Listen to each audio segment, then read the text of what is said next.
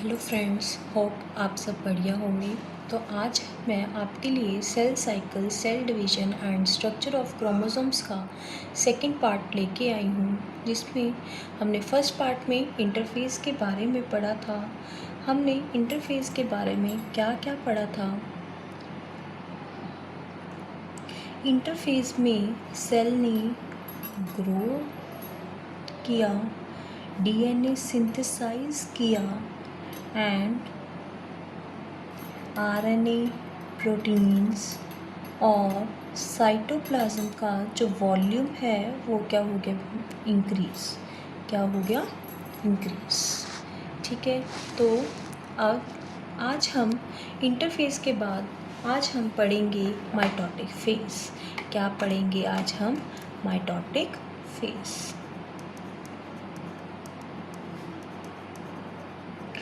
Mitotic phase, जैसे कि मैंने आपको पहले भी बताया था कि माइटोटिक फेज़ को हम डिवाइडिंग फेज़ भी बोलते हैं। कौन सा फेज़ बोलते हैं? Dividing phase. नाम से ही पता लग रहा है डिवाइडिंग फेज़, मतलब कि सेल ने क्या करना है? डिवाइड। जो सेल डिवाइड करता है वो दो स्टेजेस में करता है। मतलब सेल में पहले न्यूक्लियस जो होता है, सेल में पहले जो न्यूक्लियस होता है वो डिवाइड करता है एंड देन उसमें जो साइटोप्लाज्म होता है वो डिवाइड करता है। नेक्स्ट, जो ये डिवाइडिंग फेज़ है, ये इसके भी दो तरह से हो सकती है डिवीजन। जो डिवाइड कर रहा है सेल वो भी दो तरह से ही कर सकता है सेल डिवाइड। तो सेल डिवीजन के दो हमारे वेज हैं। सेल डिवीजन के हमारे दो मेथड्स हैं। First one is mitosis and then is meiosis. Mitosis में क्या होएगा कि जब सेल डिवाइड करेगा वो 2 डॉटर सेल्स में बनेगा। किन में बनेगा? 2 डॉटर सेल्स में। और जो मियोसिस है इसमें 4 डॉटर सेल्स बनेंगे। इसको याद रखने की ट्रिक है, माइटोसिस में टी आता है, टी से 2 याद किया जा सकता है। टी से 2 याद किया जा सकता है। उसके बाद माइटोसिस में जो नंबर ऑफ क्रोमोसोम्स हैं और क्या रहते हैं? सेम। नंबर ऑफ क्रोमोसोम्स क्या रहते हैं? सेम। बट जो मायोसिस है इसमें जो नंबर ऑफ क्रोमोसोम्स हैं वो हो जाते हैं हाफ। वो हो जाते हैं हाफ। तो इस वीडियो में हम माइटोसिस के बारे में स्टडी करेंगे। तो बेसिकली कब होती है? जब हमारी बॉडी में ग्रोथ होनी है, रिप्लेसमेंट होनी है, रिपेयर होनी है, या हमारी बॉडी में सेल में जो ग्रोथ है वो होनी है, सेल का साइज़ मेंटेन करना है, या फिर हमारे जो एसेक्सुअल रिप्रोडक्शन है उसमें हो जाती है, तो उस टाइम पे क्या हो जाती है? माइटोसिस। अब माइटोसिस में जो नंबर ऑफ क्रोमोसोम्स हैं क्या रहे थे? सेम। नंबर ऑफ क्रोमोसोम्स क्या रहते हैं? सेम। जब नंबर ऑफ क्रोमोसोम्स सेम है तो इसीलिए हम माइटोसिस को इक्वेशनल सेल डिवीजन भी बोलते हैं। क्या बोलते हैं? Equational cell division. Equational cell division. और ये क्योंकि हमारी ग्रोथ में हेल्प कर रहा है, रिपेयर में हेल्प कर रहा है, रिप्लेसमेंट में हेल्प कर रहा है, तो इसे हम सोमैटिक सेल डिवीजन भी बोलते हैं। क्या बोलते हैं? Somatic cell division. अब इसमें माइटोसिस में क्वेश्चन आता है कि माइटोसिस को डिस्कवर किसने किया, डिस्क्राइब किसने किया। ये भी बहुत इम्पॉर्टेंट है कि प्लांट सेल में किसने डिस्क्राइब किया था? वो है स्ट्रेसबर्गर। क्या है? स्ट्रेसबर्गर।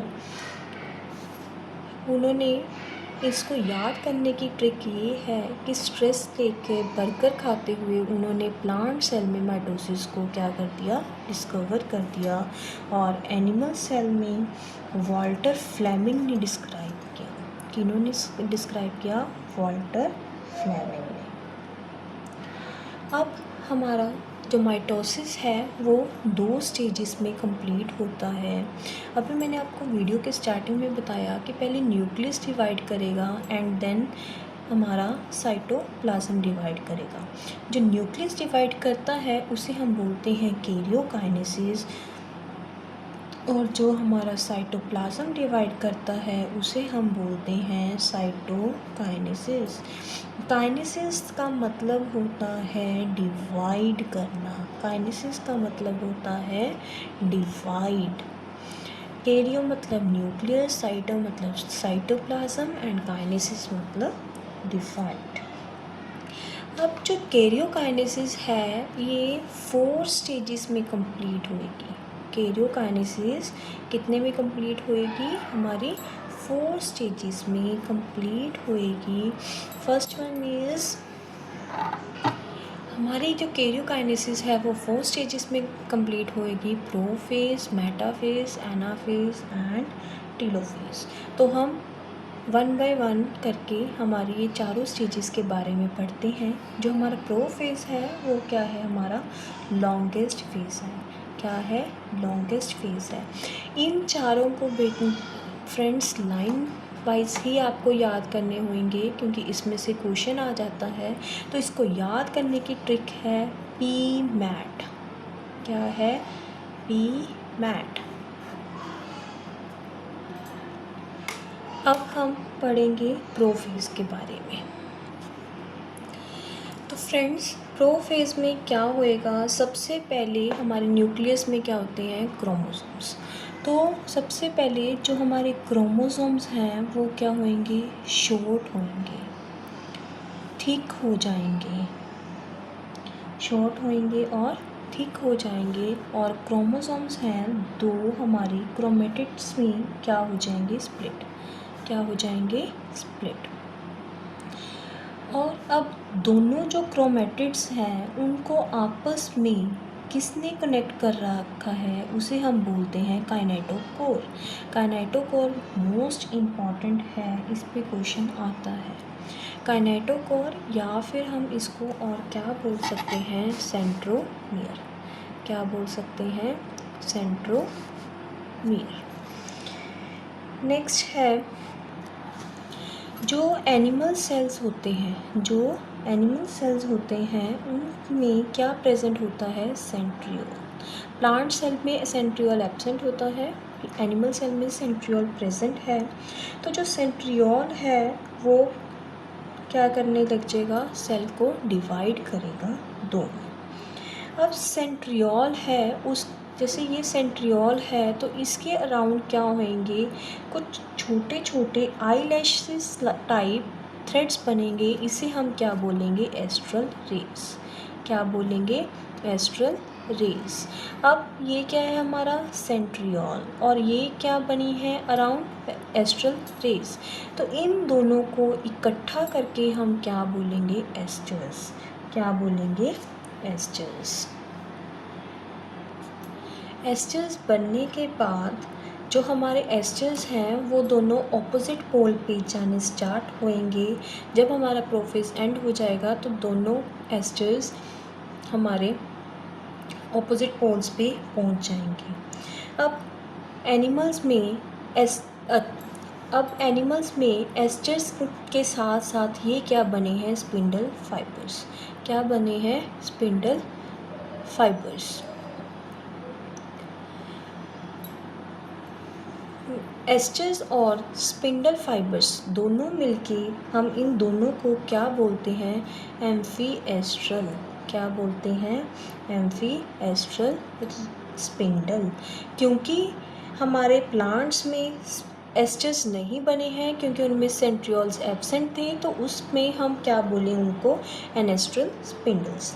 अब जब ये स्पिंडल बन जाते हैं उसके बाद जो हमारा न्यूक्लियर मेम्ब्रेन और न्यूक्लियोलस है वो क्या हो जाएगा, डिसअपियर हो जाएगा। Then is metaphase. मेटाफेज को हम इक्वेटोरियल प्लेट भी बोलते हैं।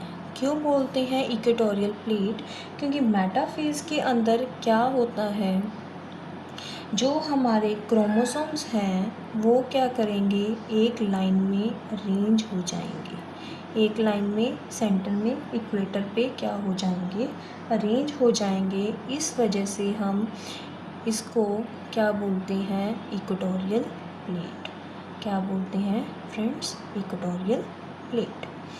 नेक्स्ट हमारी स्टेज आती है एनाफेज। एनाफेज में क्या होएगा, हमारे जो क्रोमेटिड्स हैं, जो सेंट्रोमियर्स हैं, वो क्या होंगे, स्प्लिट हो जाएंगे। स्प्लिट होके वो क्या बनेंगे, 2 डॉटर सेल्स बनेंगे। और जो हमारी एस्टर रेज हैं वो क्या हो जाएंगी, वो भी हमारे ऑपोजिट पोल्स पे पहुंच जाएंगी। और हमारे जो क्रोमेटिड्स हैं वो भी ऑपोजिट पोल्स पे क्या हो जाएंगे, पहुंचने शुरू हो जाएंगे। नेक्स्ट हमारी आती है बेटा टेलोफेज। टेलोफेज में क्या होता है, जो हमारे सिस्टर क्रोमेटिड्स हैं वो हमारे पोल्स पे पहुंच चुके हैं। इसमें जो टेलोफेज में प्रोफेज में जो कुछ हुआ था उसके उलट ही हमारा क्या होएगा, टेलोफेज में होएगा। वहाँ पर हमारा न्यूक्लियर मेम्ब्रेन, न्यूक्लियोलस सब क्या हुए थे, डिसअपियर हुए थे। यहाँ क्या होंगे, रीअपियर हो जाएंगे। हमारा जो क्रोमोसोम्स हैं वो अनकॉइल्ड हो जाएंगे, बड़े हो जाएंगे, थिन हो जाएंगे। हमारी क्रोमेटिन मेम्ब्रेन बन जाएगी, न्यूक्लियस बन जाएगा। और जो हमारे स्पिंडल फाइबर्स और एस्टर्स हैं वो क्या हो जाएंगे, डिसअपियर हो जाएंगे। सो विद दिस हमारा जो कैरियोकाइनेसिस का प्रोसेस है वो क्या हो जाएगा, ख़त्म। Next is cytokinesis. साइटोकाइनेसिस में बेसिकली क्या है, हमारा जो साइटोप्लाज्म है वो डिवाइड करेगा। इसमें सिर्फ याद करने के लिए क्या है कि जो प्लांट सेल है उसमें cytokinesis by the formation of cell plate होती है। और जो एनिमल सेल है उसमें जो हमारी साइटोकाइनेसिस है वो by the formation of cell furrow होती है। तो विद दिस हमारा जो माइटोसिस है वो कंप्लीट हो गया है। होप आप सबको समझ आया होगा। तो friends please like, subscribe and share my YouTube channel and